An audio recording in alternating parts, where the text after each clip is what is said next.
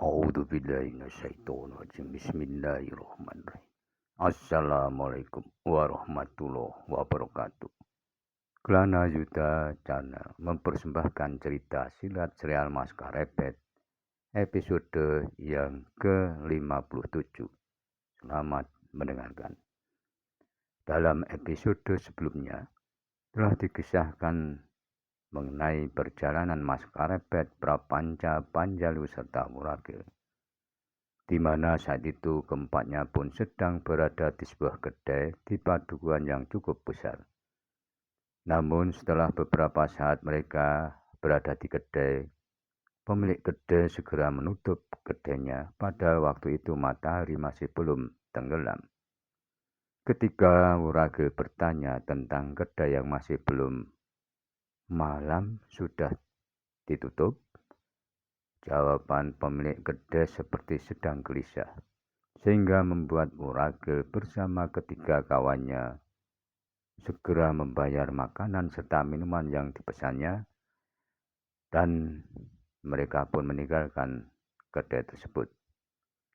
Namun ternyata keempat orang itu ingin mengetahui apa yang sedang terjadi di padukuhan itu. Agaknya mereka menjadi curiga, berkata Prapanca. Mungkin pemilik kedai bercerita kepada tetangga-tetangganya bahwa ada 4 orang yang belum dikenal berada di sekitar padukuhan ini.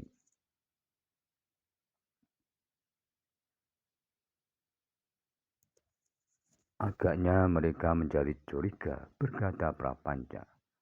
Mungkin pemilik kedai itu mulai curiga. Apakah yang mereka maksudkan kita? Bertanya Muragil. Aku hanya menduga. Namun agaknya memang demikian. Pemilik kedai itu telah melaporkan kehadiran kita, dan seisi padukuhan itu pun segera bersiap-siap, jawab Panjalu. Apakah itu juga ada hubungannya dengan kedua pusaka itu? Kembali Muragil itu bertanya. Apakah mungkin ketegangan itu merambat sampai ke padukuhan ini? Karena jarak antara tanah perdikan Banyu Biru dengan padukuhan ini cukup jauh, jawab Panjalu. Kita akan melihat apakah yang akan terjadi, desis Prapanca. Dengan demikian, keempat orang itu pun justru bersembunyi di balik gerumbuhan perdu sambil menunggu perkembangan keadaan. Keempatnya sempat melihat beberapa orang yang berada di legor itu meronda mengelilingi padukuhan mereka.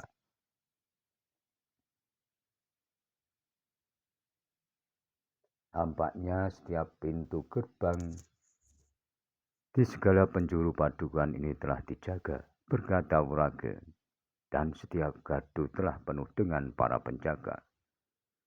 Maskarepet dan Prapanca mengangguk-anggukkan kepalanya. Agaknya memang demikian. Karena itulah, maka mereka pun kemudian justru dengan sabar menunggu. Meskipun demikian, keempatnya masih sempat berbaring di atas rumputan kering di balik gerumbulan perdu di dalam gelapnya malam, sehingga tidak ada orang yang melihatnya. Untuk beberapa saat keempatnya pun menunggu. Malam yang gelap pun menjadi semakin dalam. Meskipun bintang-bintang bergayutan di langit, namun mereka tidak dapat melihat padukuhan yang tidak terjauh itu dengan jelas, kecuali oncor atau obor di regol dan gardu-gardu. Tiba-tiba saja Muragil yang tidak puas dengan penglihatan itu berkata, aku akan mendekati regol itu. Mungkin aku dapat mendengar pembicaraan mereka. Kenapa mereka bersiap-siap seperti ini? Apakah hal ini dilakukan setiap hari? Atau benar-benar karena kehadiran kita berempat?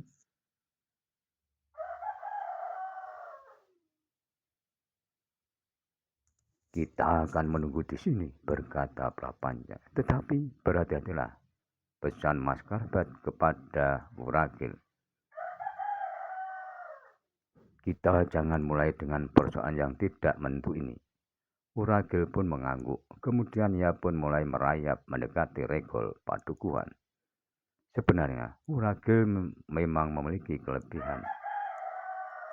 Tidak seorang pun yang melihat dan mendengar kehadirannya.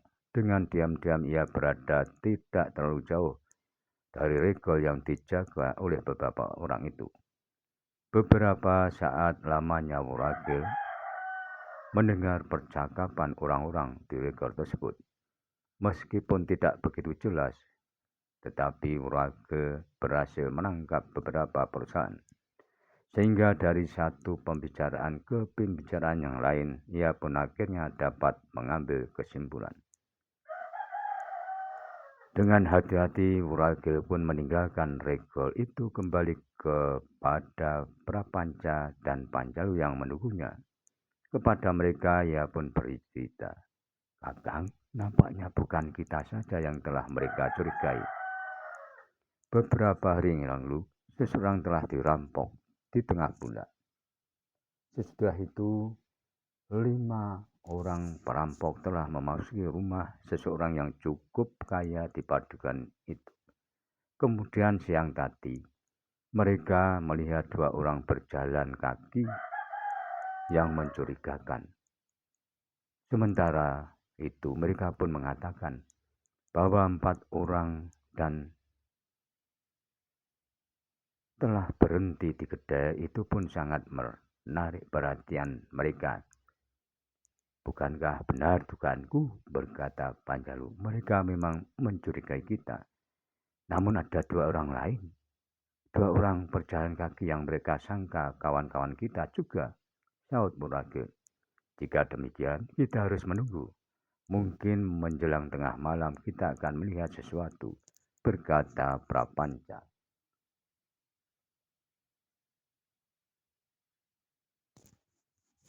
Mereka berempat pun kembali di tempatnya. Uragil telah berbaring di atas rembulan kering, sementara yang lainnya duduk sambil memeluk lututnya. Jingklong atau nyamuk yang sering terdengar mendenging di telinga mereka tanpa henti-hentinya.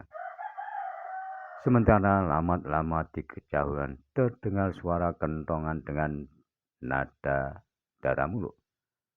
"Sudah tengah malam," desih Uragil. "Ternyata waktu berjalan begitu cepatnya."